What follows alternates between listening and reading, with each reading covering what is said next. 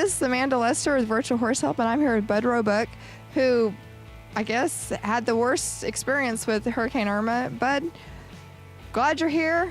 Will you give us a little bit on your experience, preparation through the hurricane and recovery, and how it got you here? Yes, ma'am. Thank you.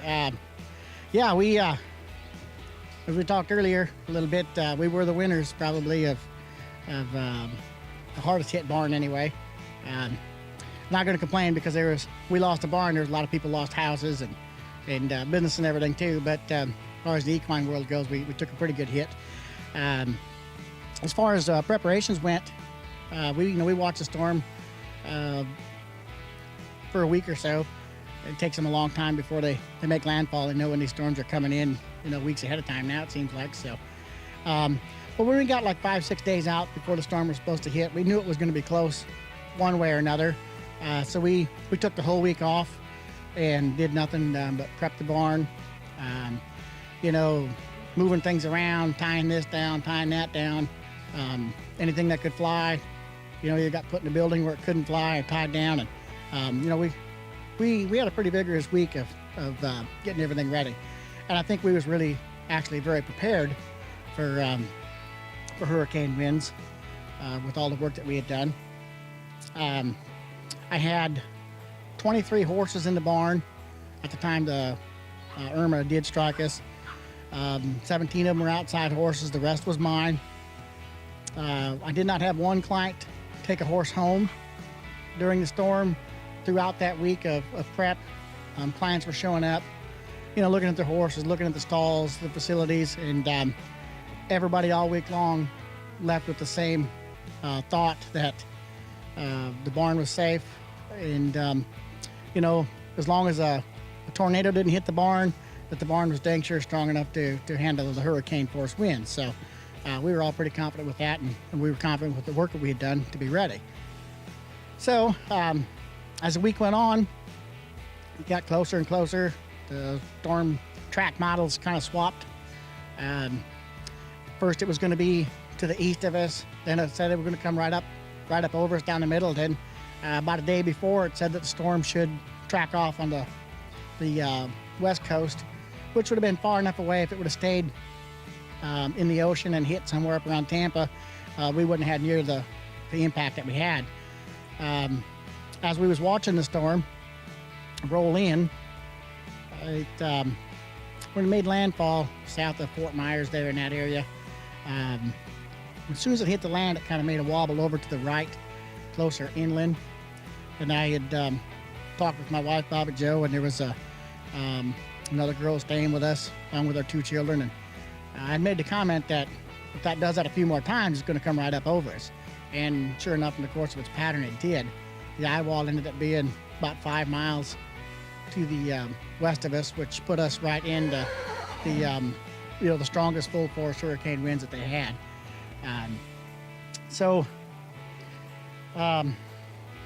It was a waiting game. It started in the afternoon. Between 6:30 and 7 o'clock that night, the winds were blowing, between 60 and 80 miles an hour, which was a pretty good clip, but wasn't that scary yet. And at that point in time, I kind of thought, this is going to be the worst it's going to be. We're going to be okay. I was feeling pretty confident. Right after dark is when it really kicked in. That's when that eye wall got closer to us. And there was reports in Lake Placid that the winds were anywhere from, 120 to 140 miles an hour sustained for like over 3 hours or so. And that hit right after it got dark. So we were sweating it, wondering if everything was going to make it, if our house was going to be okay, if the barn was going to be okay. And I did have a friend of mine that helps out at the barn, and that comes over every day and visits me, Mr. West. He actually was staying in the barn when the tornado hit the barn. He lived in a trailer house, and I asked him if he wanted to come stay at my place, and he said, if it's all right with you, I'll just stay in the barn and keep an eye on the horses, and I feel it's safe here. So he was. At about approximately 9 o'clock or so, my phone rang, and when I looked at it, and caller ID popped up and said it was Wes, and my wife and I, and everybody's hearts just jumped up into our neck, and we thought, oh my goodness, what just happened? So I answered the phone. It was Wes, and he said, "Hey, everything's good." I said, "We're in the middle of this thing. Winds are blowing 140 mile an hour, and this barn ain't moving, it ain't wiggling, it ain't squeaking, it ain't doing nothing. It's solid." So he said, "I'm just calling to give you peace of mind. Don't worry, everything's fine." So I hung up the phone, and we all took a big old deep sigh of relief, and said, "Okay, we're going to be good. We're going to make this thing." And this was our first hurricane experience. We moved to Florida in 2009, and so we didn't know really what to expect. We was pretty nervous though after dark when the wind started blowing that hard. So with the call from Wes, it really made us feel good that we were going to be okay. And then it wasn't about a half hour later, our phone rang again. And with that phone call, I seen it was another neighbor, Robert. I thought maybe something had happened to Robert's house, so I answered the phone. I said, "Robert, what do you need? You okay?" And he said, "Yeah, bud." He said, "I'm okay." He said, "But I got Wes here." He said, "Your barn just blew down." And then, set me back, and my wife and Katie Carroll, she's a WPRA barrel racer. She was there. She had a couple of horses in the barn, and my kids. I mean, everybody they broke into tears. They were, the kids' horses in the barn, and Katie's mare that she'd been maybe going to try to make the national finals on in the barrel racing was in the barn, and that mare's the only thing she's got. So, boy, the panic and the tears started flowing, and I kind of almost had to physically restrain my wife and Katie from wanting to go to the barn. We live about 3/4 of a mile away from the barn, and the winds were blowing 140 miles an hour, and I said, "We absolutely cannot go do a thing right now. I mean, it's our lives are going to be in jeopardy. I don't even know if we could make it without getting blown away ourselves." And so then we just had to sit and wait. We didn't know from talking to Wes, whether the whole barn was gone or we had any horses left, any barn left, or nothing. So we had to wait it out for 3 or 4 hours until the eye of the storm had passed us. And at that point in time, the winds had changed directions. They were blowing out of the northeast. As the eye wall went past us, it started blowing out of the southeast. And they were probably blowing about 70 or 80, and we decided that we could probably try to get to the barn. When we pulled around the corner, we could see that there was some extreme devastation to the barn. Most of the roof was gone. There was tin laying everywhere, and tin flying in the wind and flapping. And we pulled in, shined the lights down the center aisle because we had no power left at the barn. We've seen 2 horses that were standing that was out of the stalls. The tornadoes had ripped the stall fronts off. They seemed to be fine. As we walked through the barn, we was, going from side to side, looking at each horse, and every horse seemed to be okay, other than being traumatized from what they just went through. Everything was looking good, so we was counting our blessings as we went down, and we got towards the south end of the barn, and when I looked over on the right-hand side, there was a horse in the stall. His name was Flag. He was an Appaloosa gelding that we had in training for a little over a year. When I looked in his stall, the metal I-beams, just like what these are in this building here, the rest of the barn had blowed off clean. This stall here, they had, for some reason, buckled and drove right down on top of him, dragging the tin and the red iron steel right down in his stall. And he was trapped in the back of the stall, and we could tell that he had some pretty significant injuries. I tried to, decipher as to whether I could get him out right now safely, but with the red iron beams that was down in there, there was no way to get him out. So we had to make the decision to leave him, which was one of the toughest things I've ever done. I grew up, horse eats before you eat, and you respect them, you love them, they're your life, they're your business, they're your partners and your friends, and that was one of the toughest things I had to do, was to make the decision to have to leave him there. We finished going through the rest of the barn, evaluating. All the other horses were fine, even the ones that had gotten out. 23 in the barn, 22 of them didn't have a scratch, but Flag was severely injured. At that time, the winds were still blowing about 80 miles an hour, and there was tin flying everywhere. We were still looking for a way to try to get him out when another piece blowed free from the barn and kind of blew over our heads. And that's when I made the decision that we got to get out of here. We got to come back at daybreak or when these winds die down. So that's what we did. We went back. Nobody got a wink of sleep. When daybreak hit, we made it back down to the barn. First thing we went to was Flag, since we knew he was the one in trouble. So we did get him out of the stall, and then we started evaluating these injuries. We knew there was, more than we could deal with, so we called a vet immediately. A vet, I don't remember her name right offhand. It's not one that I currently use, but she came out and she evaluated him and said she wasn't comfortable with the extent of injuries that he had, of making any decisions to do with him. So we then put him on a trailer and we took him to Brandon Equine, where they evaluated him. And due to the injuries that he sustained from them beams and that tin, the cuts and whatnot, due to the high risk of infection, and cuts into certain joints, that they deemed that it was probably more humane to put him down rather than try to keep him and heal him. So that was really tough. Flag was a client horse. Barbara Zapria from Ocala owned Flag, and she brought him to us he was a 4-year-old. I guess, I don't know, I call him a Western Pleasure dropout, or he didn't like the Western Pleasure training. He had some issues that were pretty troubling when he came, but my wife, Bobby Jo, had worked with him and rehabilitated him through all those issues, and then started training to be a reiner. And he was coming on phenomenal. The horse could change leads like probably one of the best lead changers I ever saw. He was stopping, turning. We were just probably a month away from starting to take him to his first shows. So that was very disappointing to have that happen.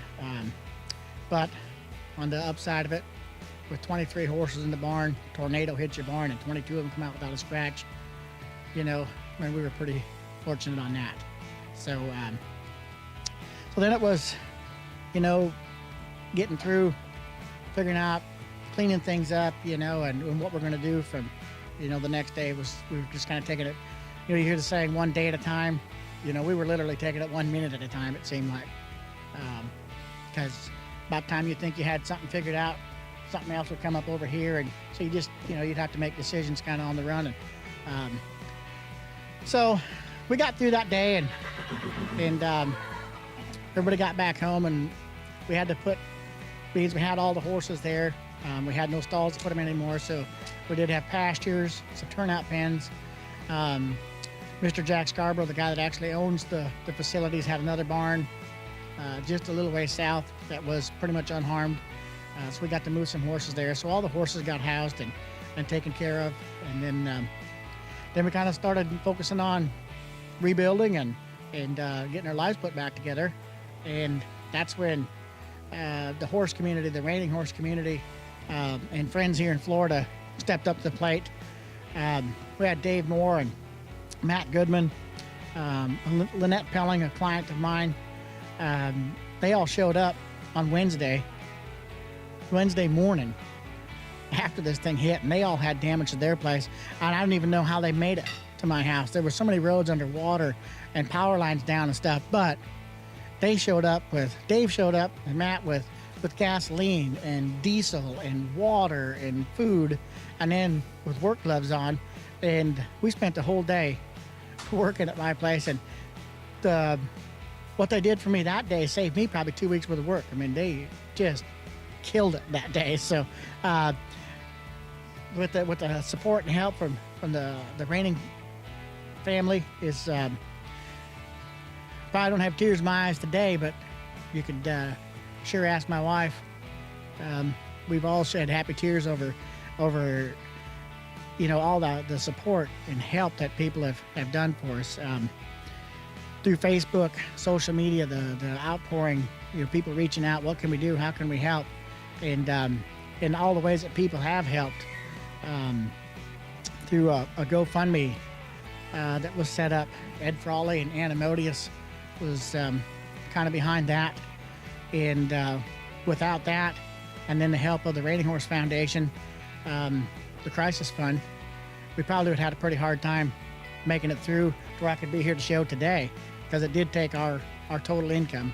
My wife trains horses with me, so it's not like one had a job, you know, where we had an income. When this happened, pretty much took it all away from us. So with that help, it was unbelievable. You know, Mark and Shannon Rafus, the night of the hurricane, Mark was on the phone with me the whole night. You know, how you doing? Are you okay? You know, and so just the whole reining community is and the horse community in general is an amazing, just absolutely amazing group of people. The hearts of these fellow reiners, and yeah, they're not fellow reiners, they're family. And now they are coming. Sorry.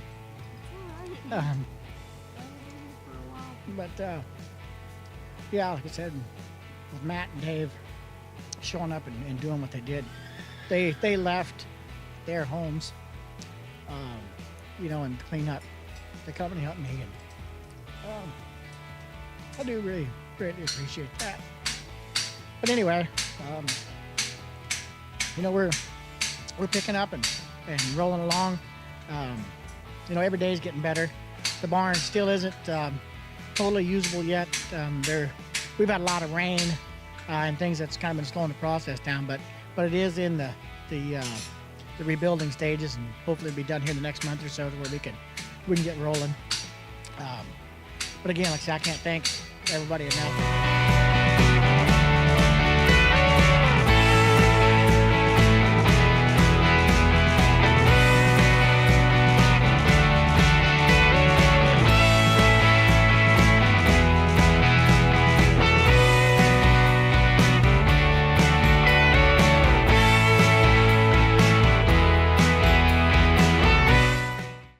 Smart Calm Ultra Pellets are a cost-effective way to provide calming support for anxious or spooky horses. This herb-free formula provides vitamins and minerals to maintain nervous system health and help keep your horse focused. It's our best-selling calming supplement with over 800 five-star reviews. Help yourself and your horse have less stress and more fun in the saddle by getting him started on Smart Calm Ultra Pellets today.